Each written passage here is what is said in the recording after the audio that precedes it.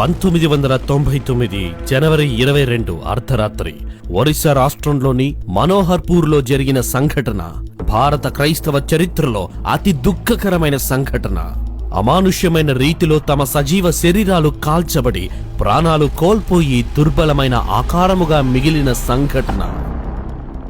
ఏమిటా సంఘటన? అసలు ఏమి జరిగింది? గ్రహం స్టీన్ 1941 సంవత్సరంలో ఆస్ట్రేలియా దేశంలో పుట్టాడు.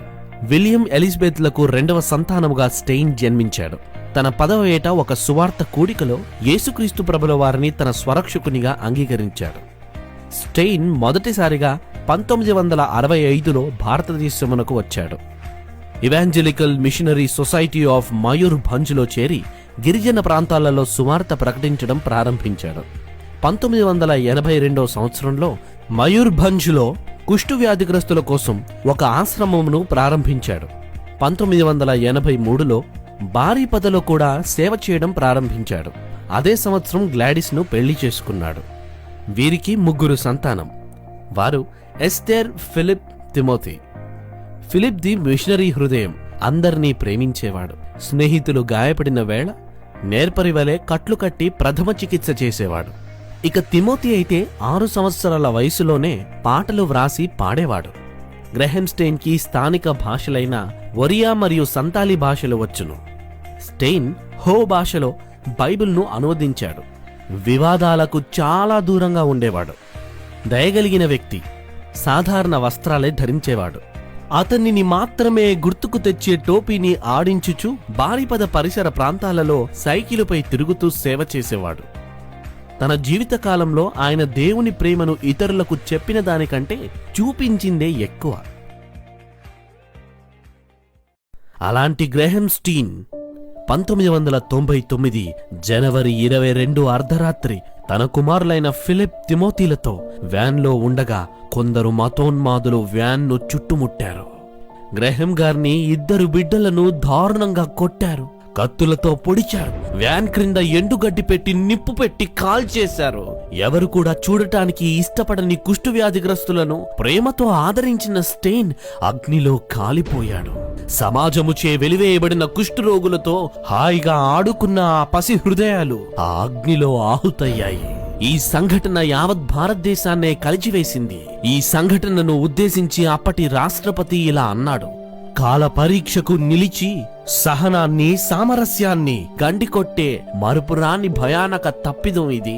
ఈ హత్యలు ప్రపంచము చూసిన ఘోరాతి ఘోరమైన నేరాల జాబితాల్లో చేర్చవలసినది అని అన్నాడు. అయినా ఇంత దారుణంగా చంపటానికి గ్రహం స్టెయిన్ చేసిన తప్పేంటి? సమాజం నుండి నిర్దాక్షిణ్యముగా త్రోసివేయబడిన కుష్ఠరోగులను తన ఆశ్రమమునకు చేర్చి వారి కోసం తన జీవితం ధారపోయటం ఆయన చేసిన తప్ప?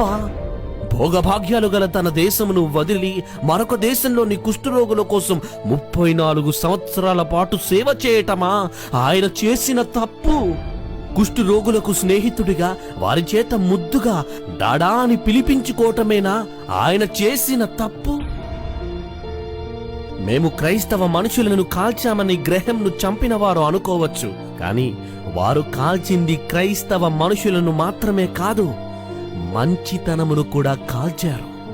ఏ దేశం కోసమైతే తన జీవితాన్నే ధారపోశాడో ఆ దేశ మత ఛాందస్సవాదులు అతనిని చంపేశారు. ఈ సంఘటన నుండి క్రైస్తవులు నేర్చుకోవలసినది ఏంటో తెలుసా? త్యాగం.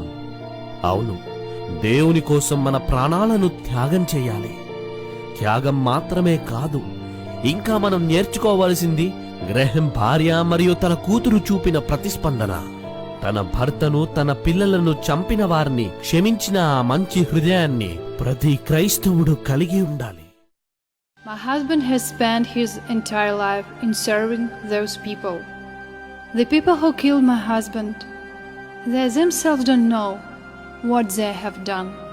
I have forgiven them. God, you also please forgive them. గ్రహం స్టెయిన్ మరణం క్రైస్తవ ప్రపంచాన్ని కదిలిస్తే, గ్లాడిస్ స్టెయిన్ మరియు తన కూతురు చూపిన క్షమాపణ ప్రపంచాన్నే కదిలించింది. యేసు రక్తమే సంఘ నిర్మాణానికి పునాది అయితే ఆ యేసు కోసం హతసాక్షులైన వారి రక్తం ఆ నిర్మాణానికి ఇటుకరాళ్ల వంటిది. చివరిగా వారు యేసుక్రీస్తు ప్రభుల వారి గురించి తెలియక తమ 2 చేతులతో మనల్ని చంపుతున్నారు. కానీ యేసు గురించి తెలిసిన మనము మన 2 చేతులు జోడించి వారి కోసం ప్రార్థన చేద్దాం. మన 2 పాదాలతో ముందుకు కదిలి ఈ పెదాలతో వారికి క్రీస్తు ప్రేమ గురించి చెబుదాం. ఆ దేవుడు వినగల చెవిని, అర్థం చేసుకునే మనస్సును మన సహోదరులకు దయచేయునుగాక. శ్రమను తట్టుకునే ఓపికను, మాదిరిని క్రైస్తవులకు దయచేయునుగాక. గ్రెహెం స్టీన్ లాంటి మార్గదర్శకులను మనకిచ్చిన ఆ దేవాది దేవునికి సమస్త ఘనత, మహిమ, ప్రభావములు కలుగునుగాక. ఆమెన్.